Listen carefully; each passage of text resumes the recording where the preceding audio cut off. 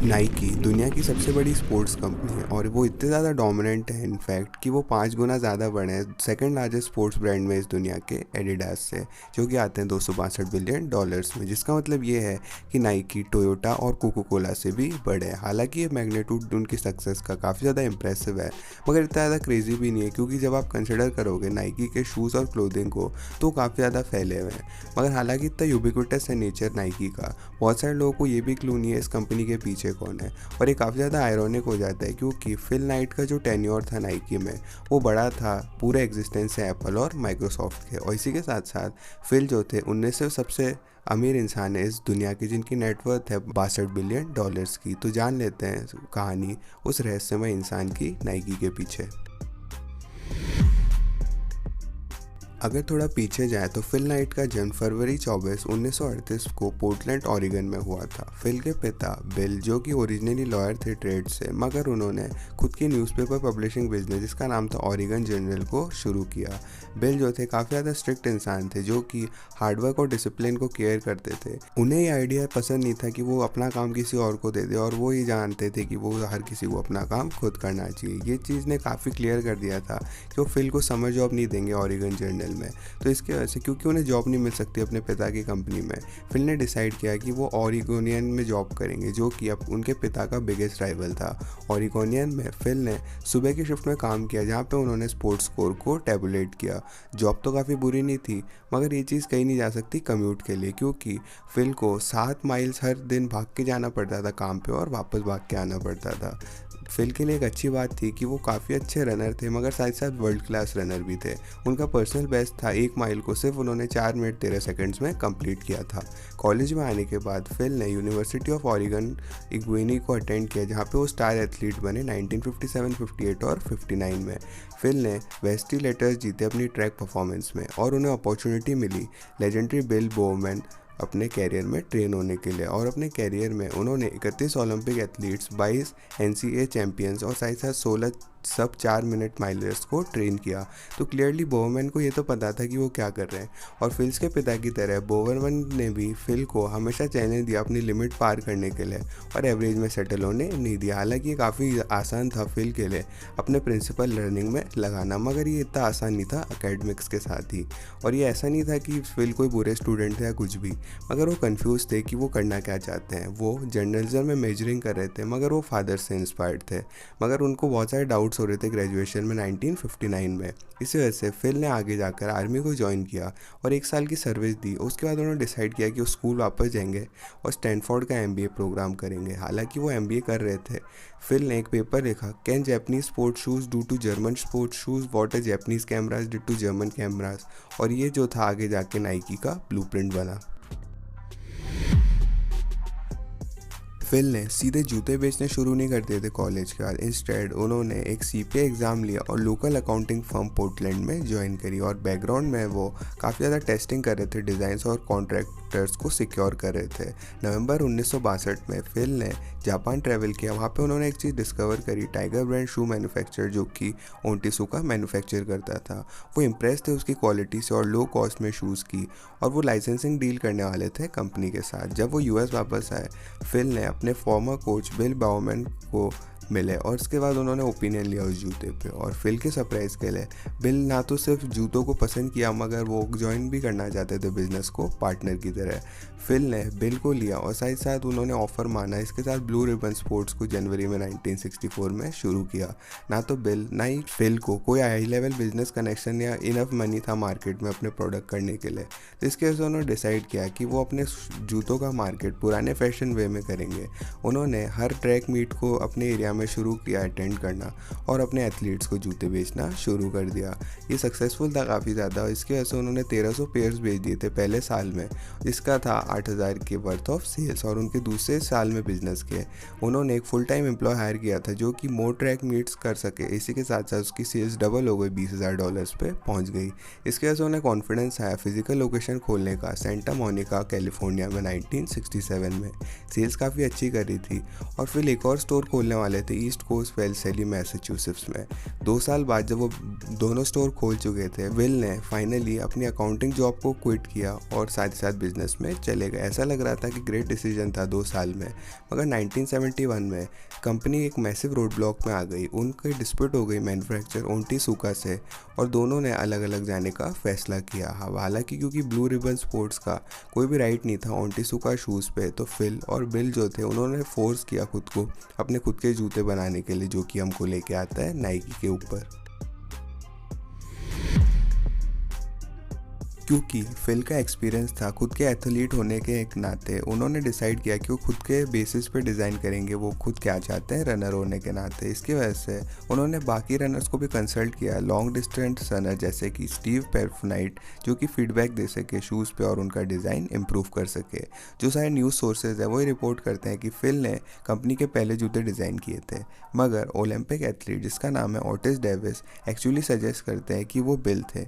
Ottis वो लोगों में से थे जिन्होंने शूज़ को पहली बार ट्राई किया था और उन्होंने कहा कि उसने पहली बार विटनेस किया था बिल को जूते बनाते हुए वॉफल आयरन के साथ। अपने एक्सपीरियंस में जूतों के साथ ओटिस ये कहते हैं कि उन्होंने ये अच्छा तो नहीं माना कि जूते उनके पैर पे कैसे फील हो रहे थे, और क्योंकि उन जूतों में कोई सपोर्ट नहीं था और बहुत ज़्यादा टाइट थे, तो क्लियरली बिल और फिल को कुछ काम तो करना था, मगर उन्होंने कुछ सालों में कर लिया। और ब्रांडिंग करने की बात आई जब जूतों की, तो उनको कोई भी ब्लू रिबन स्पोर्ट्स ब्रांड का नाम नहीं लेना था क्योंकि कैची या मेमोरेबल नहीं था। तो जब वो ब्रेनस्टॉर्मिंग कर रहे थे नए ब्रांडिंग आइडियाज़ के लिए, तो एक एम्प्लॉय जिसका नाम था जेफ जॉनसन, उन्होंने सजेस्ट किया नाइकी, जो कि नेम था ग्रीक विंगेड गॉडेस विक्ट्री का। और उसी समय फिल ने एक ग्राफिक डिज़ाइन स्टूडेंट जिनका नाम था कैरोलिन डेविडसन के पास गया, उन्होंने उन्हें $35 दिए, इसकी वजह से वो लोगो बना सके नए ब्रांड के लिए। कैरोलिन काफ़ी सारे लोगो डिज़ाइंस के साथ आई, मगर फिल जो थे कोई भी फ़ैन नहीं थे उनके। इसकी वजह से कैरोलिन ने उन डिज़ाइन को मॉडिफाई करने का आइडिया दिया और कुछ नए चेंजेस को डिज़ाइंस के साथ आई, मगर फिल को डिले नहीं करना था मैन्युफैक्चरिंग प्रोसेस को और भी ज़्यादा, तो इसकी वजह से उन्होंने स्वूश लोगों के साथ एग्री कर लिया। और हालांकि उन्होंने सोचा कि ये ग्रो कर जाएगा, इसी वजह से आयरॉनिकली जो स्विश लोगो है वो सबसे ज़्यादा आइकॉनिक और रिकग्नाइजेबल लोगो बन चुका है पूरी दुनिया में। तो नाइकी का पहला ट्रैक शू द कॉर्टेज जो था, उसने पहला डेब्यूट 1972 में ओलंपिक ट्रायल्स के दौरान किया और उसमें ज़्यादा समय नहीं लगा उस जूते को आग की तरह फैलने में। पूरी दुनिया के रनर्स नया जूता जो कि बिल बाउमैन ने निकाला था उसको ट्राई करना चाहते थे। जब उन्होंने उसे ट्राई किया एक बार, वो एडिक्टेड हो गए। सिर्फ 8 सालों में नाइकी ने पहला जूता निकालने से 50% पूरे एथलेटिक शू मार्केट को कंट्रोल कर लिया। नाइकी इतना बड़ा ब्लू रिबन स्पोर्ट्स का बना कि फिल ने डिसाइड किया कि कंपनी का नाम बदल के नाइकी करने वाले हैं 1978 में, और 1980 में फिल ने कंपनी को पब्लिक लेके गए। और बिल हालांकि स्लोली क्रैश्ड आउट हुए 1980s के दौरान और स्टेप अवे करने का सोचा बिजनेस से, क्योंकि वो काफ़ी ज़्यादा बूढ़े हो चुके थे। मगर फिल ने सिर्फ शुरुआत ही करी थी, क्योंकि बिजनेस में वो एंडोर्समेंट सिक्योर कर रहे थे। और जैसे ही नाइकी का पहला एंडोर्समेंट डील हुई टेनिस सुपरस्टार जॉन मैककोर्नी के साथ। जॉन ने अपने एंकल को रिसेंटली हर्ट किया था और कुछ टाइम का ऑफ ले रहे थे, मगर जैसे ही वो रिटर्न हुए उन्होंने नाइकी के जूते पहने हुए थे, जो कि पॉपुलैरिटी बढ़ा गए नाइकी के सारे टेनिस वर्ल्ड में। और तब तक नाइकी के शूज़ जो थे ज़्यादातर रनर्स के द्वारा परचेज किए जाते थे। मगर जो पॉजिटिव रिस्पॉन्स आया एक्सपीरियंस का जॉन के बाद, फिल ने रियलाइज़ किया कि वो बाकी स्पोर्ट्स स्टार को भी ले सकते हैं स्पोर्ट्स के लिए। तो इसकी वजह से उन्होंने पार्टनरशिप करी, जैसे Michael Jordan, Andre Agassi, Charles Barkley और टाइगर वुड्स के साथ। 1990s में नाइकी ने हॉकी, गोल्फ और सॉकर में भी एक्सपेंड किया और डेकेड के एंड तक उन्होंने 10 बिलियन के एनुअल सेल्स हासिल कर लिया। अनफॉर्चुनेटली बिल 1999 के आखिर में चल बसे, जब नई सेंचुरी की शुरुआत होने वाली थी। मगर इसमें कोई डाउट नहीं है, उन्होंने काफ़ी सॉलिड लाइफ जी 88 साल तक। एनीवेज, नाइक जो था वो काफ़ी सारे एक्वेशन करने वाला था उनकी ग्रोथ बढ़ाने के लिए। एग्जाम्पल के लिए 1988 में उन्होंने कोलहान को एक्वायर किया, जो कि 2012 में बेच दिया। इसी तरह उन्होंने बैरियर को 1994 में ख़रीदा और 2008 में बेच दिया। मगर उनकी सबसे फेमस एक्विजिशन 2003 तक नहीं आई, जब तक उन्होंने कन्वर्स को ख़रीदा। आगे जाते हैं नई सेंचुरी में, तो नाइकी ने काफ़ी स्ट्रॉन्ग एम्फोसिस किया है स्पोर्ट्स टेक्नोलॉजी पे। उन्होंने heart rate monitors, high altitude wrist compasses और साथ ही साथ बेचने शुरू किए और पार्टनर किया कंपनी जैसे एप्पल के साथ। इन सारी चीज़ों की वजह से नाइकी की पोजीशन डोमिनेंट स्पोर्ट्स प्लेयर में बनी टेक फील्ड वर्ल्ड में। मगर ये चीज़ सेम नहीं कही जा सकती फिल नाइट के बारे में। इस बारे में तो कोई सवाल नहीं है कि फिल काफ़ी ज़्यादा प्राइवेट इंसान है जो कि स्पॉटलाइट में आना पसंद नहीं करते, और उनकी वैल्यू जो प्राइवेसी के लिए है वो बहुत बड़ा रोल प्ले करती है इसमें। मगर मुझे ऐसा लगता है कि बहुत सारे और भी फैक्टर्स हैं जो कि पब्लिक के व्यू से उन्हें दूर लेके जा रही है, जो उसमें शुरुआत आती है नेपोटिज्म से। ना कि फिल्स के पिता की तरह जिन्होंने फिल को जॉब देने से मना कर दिया था अपनी खुद की कंपनी में। फिल अपने रास्ते से अलग जाके उन्होंने अपने बच्चों को अपने कैरियर में काफ़ी ज़्यादा मदद करी। उनके सन ट्रेविस का एग्जांपल ले लेते हैं, क्योंकि उसका अनसक्सेसफुल अटेम्प्ट हुआ था रैपर बनने में। ट्रेविस ने डिसाइड किया कि वो एक एनिमेटर बनेंगे, इसलिए 1998 में फिल ने 15% एक एनिमेशन स्टूडियो को खरीद लिया जिसका नाम था विंटॉन स्टूडियोज़, और ट्रेविस ने उसे एक जॉब दिलवाई वहाँ पे शॉर्टली और एक एनिमेटर की तरह। कुछ सालों बाद फिल ने पूरे स्टूडियो को ही खरीद लिया और उसे लाइका का नाम दिया, और साथ ही साथ ट्रेविस को अपॉइंट किया नया बोर्ड में। और इसी के साथ साथ फिल ने $180 मिलियन इन्वेस्ट करे कंपनी में, उन्हें एक नई स्टॉप मोशन एनिमेशन बनाने में कोरलीन के लिए। और अपने फिल्म के लॉन्च के बाद ट्रेविस सीईओ और प्रेसिडेंट बने नए कंपनी के। और मुझे ऐसा आपके बारे में तो नहीं पता, मगर ऐसा लगता है कि फिल ने अपने इन्फ्लुएंस और पैसे को ट्रांजिशन करने में मदद करी ट्रेविस को फील्ड रैपर से एक सीईओ ऑफ एनिमेशन स्टूडियो के लिए। इसकी वजह से ऑफकोर्स फिल ने किसी भी तरह का लॉ या कोई भी इलीगल काम नहीं किया, मगर ऐसी चीज़ नहीं है कि कोई अच्छी चीज़ हो। और साथ साथ नेपोटिज्म के साथ ही फिल के पास रिकॉर्ड नहीं अच्छे जब बात आती है ह्यूमन राइट्स में, क्योंकि 1990 से नाइकी ने एक इम्प्लीमेंट किया ह्यूमन राइट्स कंसर्न्स में और प्रूवर ट्रीटमेंट ऑफ एम्प्लॉयज़ का। वहाँ पे बहुत सारी रिपोर्ट्स है जो कि सजेस्ट करती है नाइकी के वर्कर्स वियतनाम में 61 से लेके 89 सेंट्स पर आवर कमाते थे 2016 में। अब कॉर्पोरल पनिशमेंट की बात करें तो ऐसी फैक्ट्रीज़ में ज़रूरी है ये। और यूएस में बहुत सारे एक्टिविस्ट ही कंप्लेन करते हैं कि अमेज़ॉन ज़्यादा पे नहीं करता अपने लोगों को, और ये चीज़ भूलने ही नहीं जा सकती कि अमेज़ॉन का मिनिमम वेज है $15 पर आवर में सारे यूएस एम्प्लॉयज़ के लिए।